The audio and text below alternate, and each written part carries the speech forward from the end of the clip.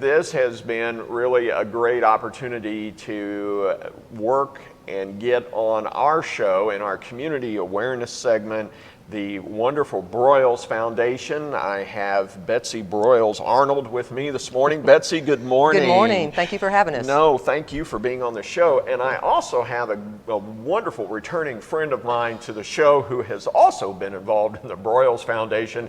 This guy really needs no introduction, but I'm going to give it to him anyway. Jared Sanders, welcome back, my friend. Hey, Mike, good to be here. Well, glad to have you both on the show this morning. Betsy, you know, the Broyles Foundation has been an iconic foundation here in Northwest Arkansas, and it really goes to the heart of where passion has been with both your mom and your dad in really carrying on really what is sometimes a frustrating, it's a debilitating, and it's an unknown, if you will, illness that we face on two fronts, Alzheimer's and dementia. And both of those are issues that not only do the individuals struggle with, like your mom and dad did, but additionally what happens in that is the children struggle with that. I know Absolutely. You have personally gone through that. I know the caregivers, because Jared and I have talked so many times on this end of it, what the caregivers go through, because they become part of that family because they're there. They're there whether they're taking shifts or they're there whether they're going 24/7, you know, type thing. And so it really becomes this weight on one's shoulder. And here it was, out of what was a debilitating issue for both your mom and dad, ended up becoming a ray of sunshine for others. And so we're so excited to have you on the program. Thank you. To really talk about the Broyles Foundation and where your mom and dad, you know, took what they had going on and have made this a legacy in Northwest Arkansas. Kind of walk us through, if you will, how, you know, I've given a little, you know, what I call entry, if you will, of how your mom and dad got started with this, but really talk about how this whole foundation idea came about. And also, I'd love to know more. I've been excited to, in watching the development of both version 1 and now version 2 of the playbook. So walk us through a little bit of this. Well, my mother developed Alzheimer's in the 90s, and she wasn't actually diagnosed to January of 2001, and I lived in Houston, Texas at the time, and so I moved my family back to Arkansas to help be a caregiver. I have a twin sister, Linda, and so she and I were my mother's main caregivers, and then a year later, I moved my family in the house with my mother to be, you know, her full-time caregiver, because she was just at that point in the disease. And so, you know, living through that experience, there just wasn't anything out there for caregivers back then, and we struggled. I mean, we had no idea what we were walking into or the difficulties that it would be. I mean, we learned everything through trial and error. And so my mother, she passed away in October of 2004, and so because of our family name and things like that, people started reaching out to my dad, and so we started mentoring families. And then one day my dad turned around and said, you know, we've got to help these caregivers, you know, let's write a book. Go home and write down everything you can remember. And I was like, okay, Dad. And so in 2006, you know, we came out with the playbook, and really had no idea the impact, you know, that the book would have. I mean, we've distributed over 1 million copies. We're in 11 languages.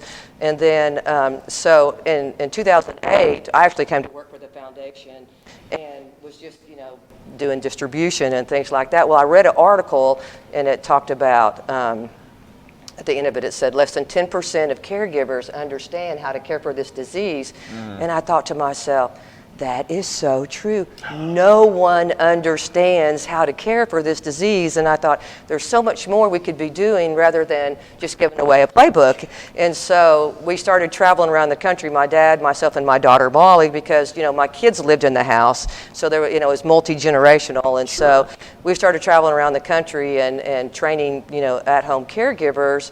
And then, you know, we kind of stepped back and we thought, which is actually when I discovered my dad had the disease, which was devastating. And so, but then we stepped back and we thought, what did we need as a family?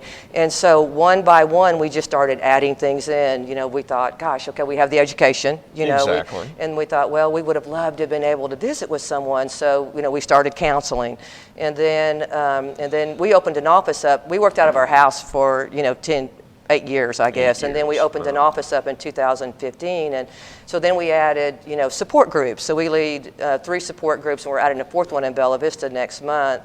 And then we thought, well, you know, we needed resources. You know, what is out in the community? So in our office, we have all the resources if you need transportation, or you're looking for in-home care, or if you're looking to move your loved one into a home. And so, you know, then we try to do awareness, just to bring awareness to the disease and try to take away that stigma, you know, that, you know, how hard and how bad this is. And so the next thing that we're working on that's going to come out in the next year is online digital resources for caregivers, so they can go on our website and they can pull up short videos on different parts of the disease, and they can watch it at home, you know, on their own time, as many times as they need. And so we're very excited about that, and that's something we're in the process of doing. But you know, I think the thing we're most proud about, that I am, is that when a caregiver walks in that door, you know, we drop everything that we're doing, because we understand how hard it is, number one, for them to reach out for help. You know, I didn't. You know, I mean, I tried, but not that much. And so, you know, if they walk in the door or we get a phone call, you know, we drop everything and we try to do everything that we can to help this caregiver. And, you know, I work with caregivers all over the country, and I've learned so much. I've been doing this 11 years now. And, you know, it's just that the disease is so interesting, but, you know, it's my passion, you know, to carry on my dad's legacy and, Exactly. and to help these caregivers have a better experience than we did. Well, you know, Betsy, it's exciting and yet also, you know, heart-wrenching at the same time to see what you and your family have gone through. Give us a little insight into kind of how your dad just came out of, you know, in one sense, losing your mom, and then all of a sudden wrapping his arms around, just jumping into the Broyles Foundation, you know, all of a sudden seeing this vision ahead, and you're thinking, whoa, wait a minute, we just came from doing this, and, you know, I uprooted my family, and so these points were just rolling through my mind a moment, going, wow, you know, you had a total life change. This total life change, and had no idea what we were walking into. Exactly. I mean, I couldn't even explain to my kids why we were moving from Houston, Texas, you know, to Arkansas like that. I mean, we were here in 3 months, and so, you know, I couldn't even explain to them the disease, other than it affects your memory. I mean, that was the extent of it. Right. So, you know, Dad was, because it is so difficult, and, you know, afterwards, you know, he was just so passionate. You know, I mean, he literally, he's like, we have got to help these people. And so really that's, you know, his passion to, I mean, Dad was a trailblazer. He was. I mean, you know, he traveled around the country, he did all things. And what's interesting is that in 20 years, 25 years, and 50 years, no one's going to know anything about his athletic career. You know, he's going to be known more for, you know, what he has done to help Alzheimer's caregivers, and you know, it's really interesting. But it's his second legacy, and to start it at 80, you know, to have that kind of passion, you know, to start this. But he was a trailblazer, but he had that kind of passion, because it is so difficult. This disease is difficult on families. I mean, one statistic I'll throw out there is, if you're over the age of 70, you have a 70% chance of passing away before your loved one, because all the stress falls on the caregiver, because they don't understand the disease. No. And so that's really our passion, is to help them understand the disease. So the difference between taking care of my mom and taking care of my dad was night and day.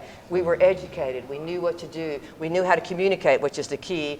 We knew what to, you know, we understood what was coming and how to do it. So our experience with my dad, you know, you hate to almost say was pleasant, you know, because it was just a total different experience, and which really showed me that education is the key in helping these caregivers understand, because it was just we went from trial and error, not knowing what we're doing, to, okay, we got this, we understand it, and it was a much better experience.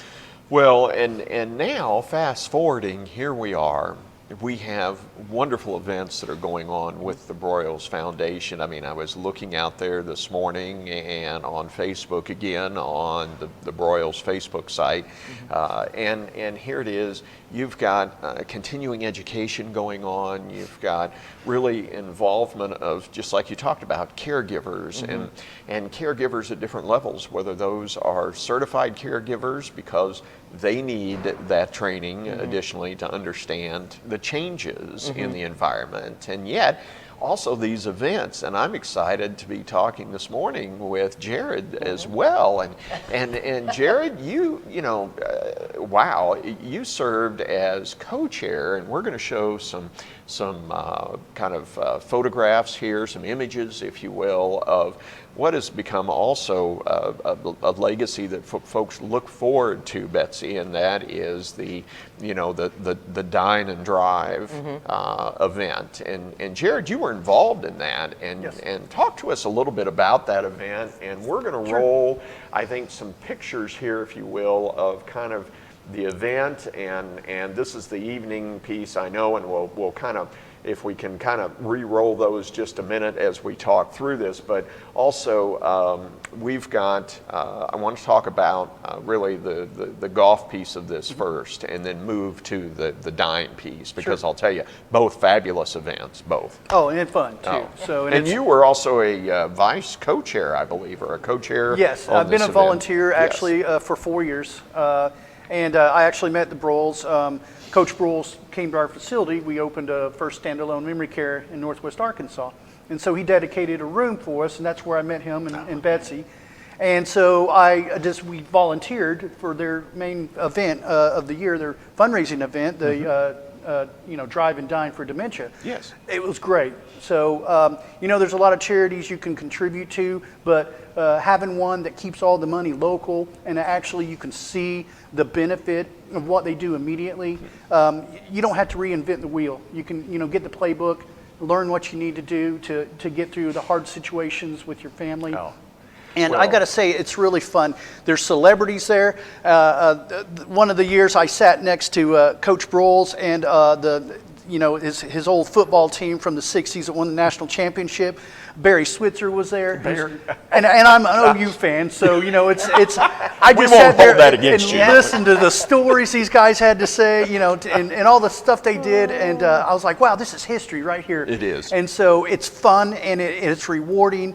And for those people who, want to commit to something that makes them feel good, that does something for the community, people in it, the Broyles Foundation is a great way to go. And so this year I was honored to be able to do more this year than just volunteer on the day. So I worked several weeks with them, getting some stuff together for their event. And for those who can't contribute money, they can contribute time. So, and anyone can do this. Anyone can get a hold of Broyles and contribute either time or and help with funds even. So to keep this going, keep those books getting rolled out there. So, but it's a good time for everyone. Golf is great. I don't play golf anymore. The first year I was embarrassed.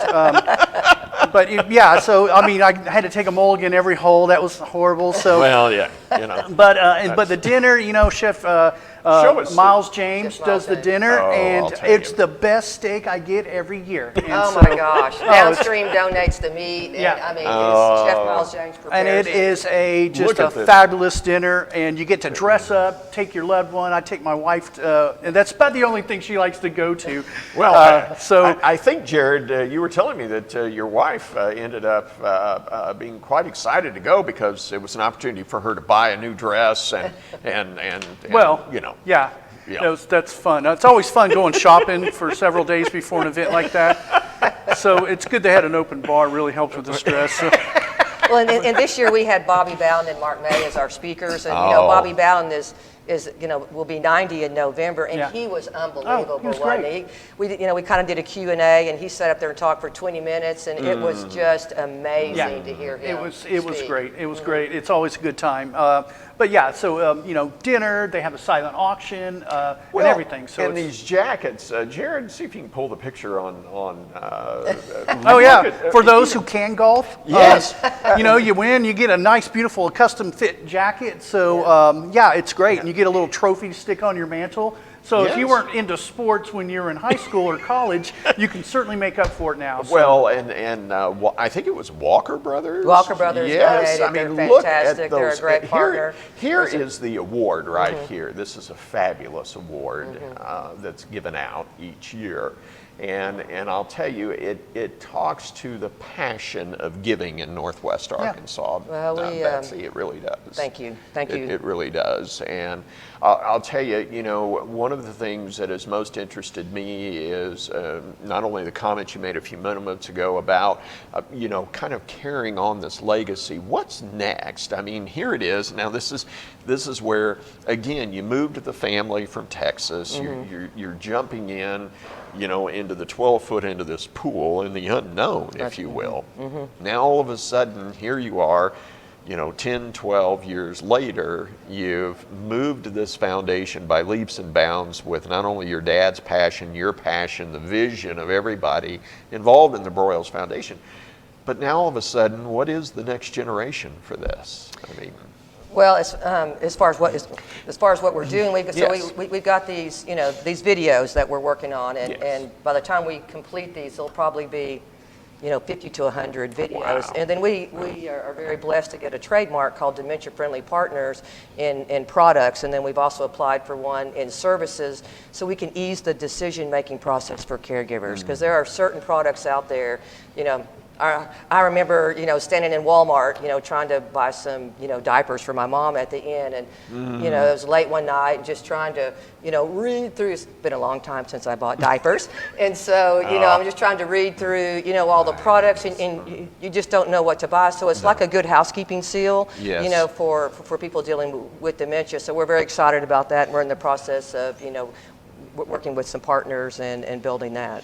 Well, that's fantastic. And I know this is going to be a legacy that continues on. Just like you said, your dad will be known for that as well. And, not only that, but I'll tell you, it's got to be phenomenal being there with your dad, even after your mom passed, and all of a sudden he's still managing, kind of being involved with the U of A, being involved with the team, being that director, and then all of a sudden, here we go, we're off to the races in forging a path for people that needed this as well. Well, for someone who had the disease, it was amazing, because they live in the moment, and Dad was so high functioning that, literally up until the time that he had his stroke in June before he died in August, he'd come in the office and we'd sit down and talk, and I would tell him everything we were doing, I'd ask his advice, and he would sit there and he would articulate things back to me. And in my head, I would be thinking, "Wow, Dad, that is so good," And he was involved, really all the way up until, the time, just 2 or 3 months before he died. Well, So that was an honor for me. I was gonna say. I was gone for 20 years, so to come back and have that time with him, I can never put into words what that meant to me. Well, again, what an honor to Northwest Arkansas in this region. What an opportunity. And Betsy, how can folks who want to volunteer and be involved reach out to the Broyles Foundation? How can they reach you through Facebook or directly to the Broyles Foundation? Yeah, through Facebook, through our website. But our telephone number is 479-313-5079. Mallory will answer the phone. Please reach out to us, especially if you're dealing with this disease, or if you know someone. This is what we do. This is our passion, and it's difficult for caregivers to reach out. So encourage your friends or your family members, if they're dealing with this disease, please reach out to us. Excellent, excellent. Betsy, thank you for being on the program. We were pleasure. excited to have you to get the word out about how people do not have to face this alone. they are not alone. They don't have to go it alone because your dad made this vision. You, your dad, your family, your mom, they made this vision possible. And now people are not standing here going, what's next? You're writing the playbook.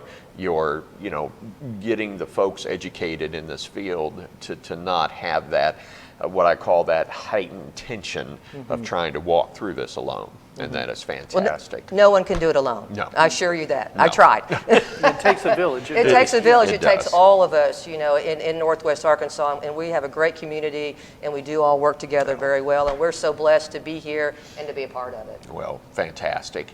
Jared, thank you very much for being on the Thank you, sir. program. Thank you for volunteering and being involved, because this is where folks can understand, look, anyone from any walk of life can come and get involved and put their heart into something that what I call not only drives them to help the community, but to help a worthwhile cause as well. So again, thank you both. Hats off to you, Betsy, Thank you. for everything that you've done. And like I said, to your mom and dad for leading the vision. Fabulous.